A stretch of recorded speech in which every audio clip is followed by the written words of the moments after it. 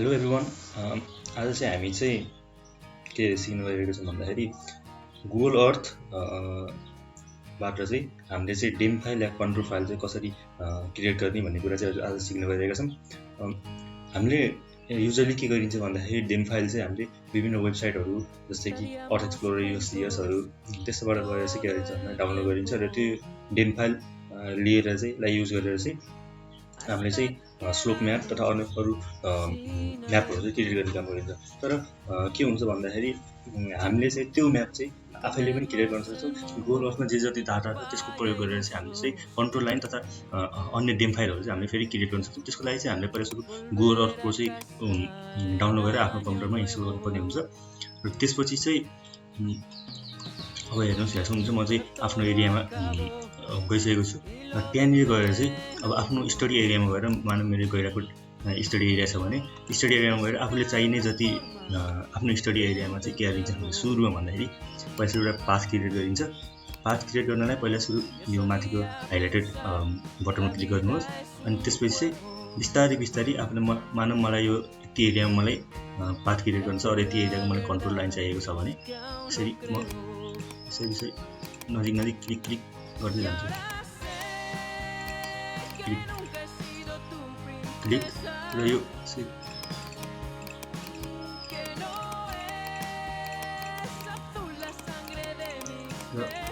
जति सक्दो म नजिक क्लिक गर्छु जसले गर्दाखेरि जति जति नजिक नजिक हामीले क्लिक गरिन्छ त्यति चाहिँ कन्ट्रोल लाइन चाहिँ एकुरेट आउने काम गर्दछ। नर्मली हामीले यसरी क्लिक गर्दै गर्दै जान्छौँ।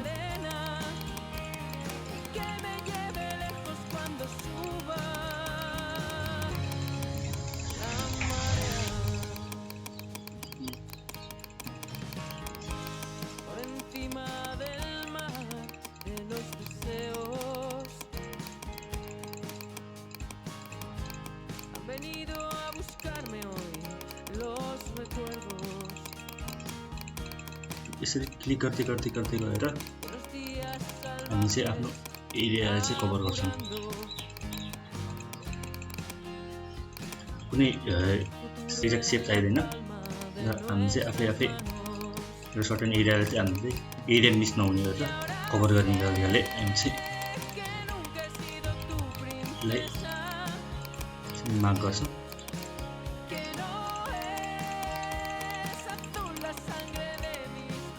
र हामी अब यसलाई यसरी यतिकै छोड्दै नि हुन्छ र धेरै पोइन्ट लिनको लागि हामी यसरी गर्दै जान्छौँ। ल यसरी यति भइसकेपछि अब हामीले चाहिँ यो पाथलाई चाहिँ के गर्छौँ भन्दाखेरि सेभ गर्छौँ। के नामले पाथ गर्छौँ भन्दाखेरि सेभ गर्छु भन्दाखेरि मैले त्यस पाथ नामले सेभ गरेँ। यसलाई चाहिँ म पाथ नामले सेभ गरेर र यो सेभ गरेको पाथलाई चाहिँ हामी के गर्छौँ भन्दाखेरि सेभ गर्छौँ। फेरि सेभ प्लेसेस भनेर चाहिँ सेभ गर्छौँ। यसलाई चाहिँ मैले पाथकै नामले सेभ गरेँ र यो सेभ गर्ने फाइल टाइपको टाइप चाहिँ सुरुमा केएमजेड रहेको हुन्छ। त्यसलाई चाहिँ हामी केएमएलमा लैजान्छौँ। केएमएल फाइलको रूपमा गर्छौँ र अब हामीले यति भइसकेपछि गुगल अर्थको काम चाहिँ सक्यो। यो पाथ हामीले क्रिएट गर्नु भनेको प्रोसेस चाहिँ हामीले के गर्ने भने यो यहाँको एरियाको डाटालाई चाहिँ डिजिटाइजेसन गरेको हामीले यति यतातिरको यो पाथसँग के गर्ने भने यहाँको डाटालाई चाहिँ हामीले के गर्यौँ मर्ज गर्यौँ र यो अब यो पाथले चाहिँ के गर्छ डाटा कलेक्ट गर्छ र यो पाथले चाहिँ डाटा कन्टेन्ट गर्छ। अब चाहिँ हाम्रो काम भनेको चाहिँ गुगल क्रोम खोलिन्छ।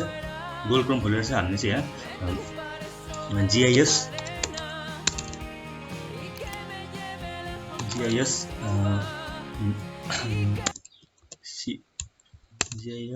ACT अब चाहिँ हामीले गुगल अर्थमा गएर गुगल क्रोममा गएर चाहिँ हामीले के सर्च गर्छौँ भन्दा GPS भिजुअलाइजर भन्ने चाहिँ सर्च गर्छौँ। यसले चाहिँ के गर्छ भन्दाखेरि हाम्रो जुन केएमएल फाइल हामीले बनाएको थियौँ होइन केएमएल फाइललाई चाहिँ यसले चाहिँ हामीले चाहिँ GPX फाइलमा चाहिँ लाने काम गर्दछ र यसको लागि चाहिँ हामीले पहिला सुरु फाइल चुज गर्छौँ। जुन मैले कहाँ बनाएको थिएँ भन्दा मैले पाथको नामले सेभ गरेको थिएँ मैले पाथ केएमएल यसरी हामी चाहिँ अपलोड गर्छौँ र यसलाई चाहिँ कन्भर्ट गर्छौँ। यो कन्भर्ट हुन्छ र कन्भर्ट भएपछि अब यो कन्भर्ट भएपछि यहाँ क्लिक टु डाउनलोड भन्ने हुन्छ। क्लिक टु डाउनलोडमा चाहिँ हामीले क्लिक गरेर हामीले जुन गऱ्यौँ बनायौँ पाथ भनेर सेभ गरिदिन्छु म। यसलाई पनि के सेभ जुन हामीले पाथ सेभ गरेको थियौँ गुगल अर्थको मदतबाट त्यो पाथलाई चाहिँ हामीले चाहिँ केएमएल फाइलमा सेभ गऱ्यौँ र त्यो केएमएल फाइललाई जिपिएक्स फाइलमा कन्भर्ट गऱ्यौँ। अब यसपछि हाम्रो काम आउँछ के को भन्दा ArcGIS को आउँछ।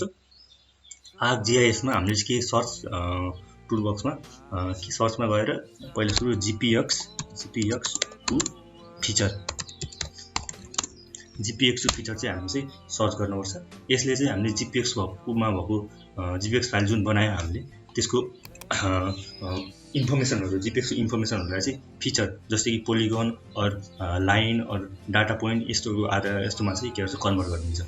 र GPX फिचरमा चाहिँ हामीले पहिला सुरु GPX इन्पुट गर्नुपर्छ। GPX इन्पुट गर्ने भनेको अहिले हामीले बनाएको GPX जुन चाहिँ पाथ GPX थियो त्यसलाई चाहिँ इन्पुट गर्यौं। र अब आउटपुट फिचर क्लास टाइम दिनु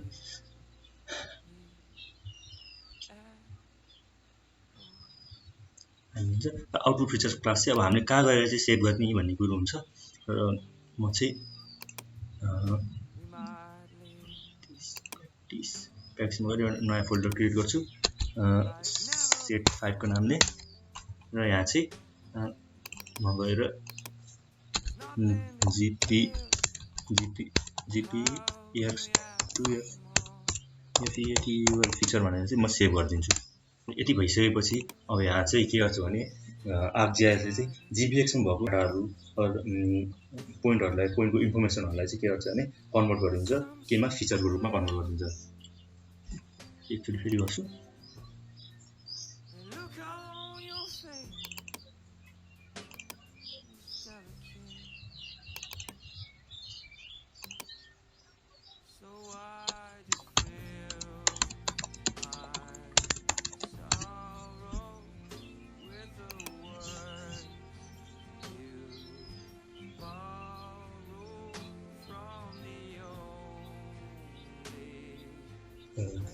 टाइम लाग्नेवाला छ चाहिँ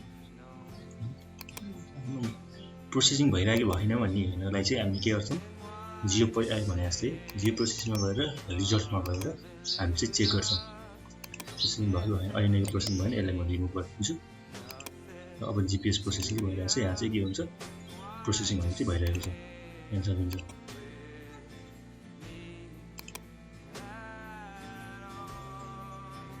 टाइम चाहिँ लाग्नेवाला छ। ल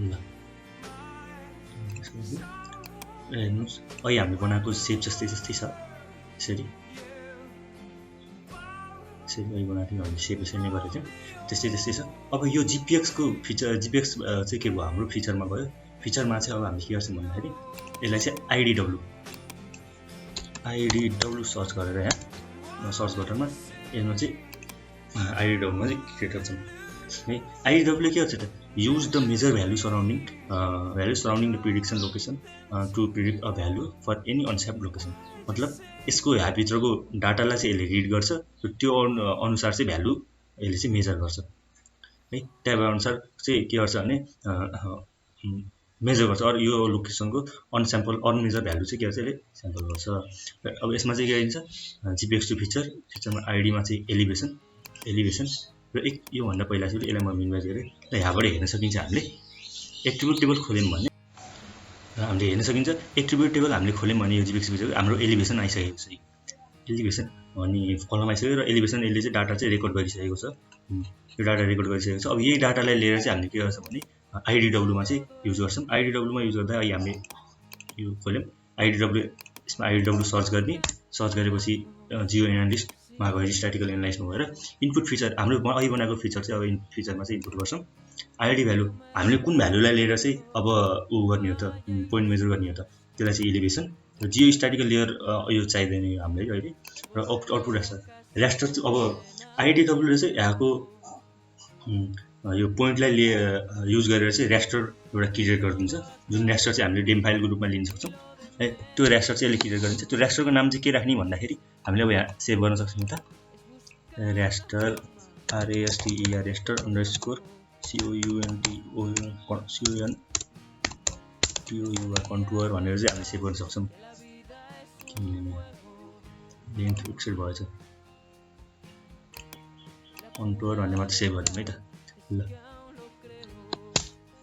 यसरी कन्टुर भन्ने सेभ गरिदिउँ अब यो चाहिँ अरू चाहिँ केही पनि गर्नु पर्दैन यति भएपछि ओके गरिदिन्छौँ अब यसले चाहिँ यसरी चाहिँ गरिसकेपछि जब यो कम्प्लिट हुन्छ एउटा चाहिँ हामीले यसरी कन्टुरको एउटा रेस्टर इमेज पाइन्छ जुन चाहिँ अहिले कलरफुल छ अब यो JPEG फिचर हामीले काम छैन अहिले राख्यौँ र यो चाहिँ के छ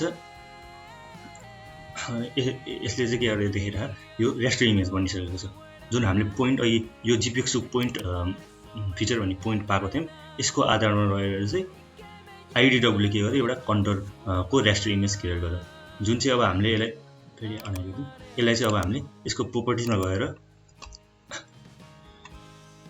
गएर हामीले अब यसको सिम्बियोलोजीमा स्टेजमा लगेर राखिदिउँ भने स्टेजमा लगेर राखिदिने हो भने चाहिँ अब यसलाई एप्लाई गर्दाखेरि जुन हाम्रो डेम फाइल आएको थियो ठ्याक्क त्यस्तै डेम फाइल जस्तै आउँछ हेर्नु जुन डेम फाइल आएको थियो त्यस्तै आउँछ अब यो डेम फाइल रेस्टरलाई चाहिँ हामीले के गर्छ यो रेस्टर इमेज जुन थियो त्यसलाई चाहिँ हामी अब यसबाट चाहिँ कन्टुर क्रिएट गर्छौँ कन्टुर क्रिएट गर्ने पहिलाको जस्तै कन्टुरको प्रोसेस हो जुन हामीले स्ट्रोक म्यापमा बनाएको थियौँ कन्टुर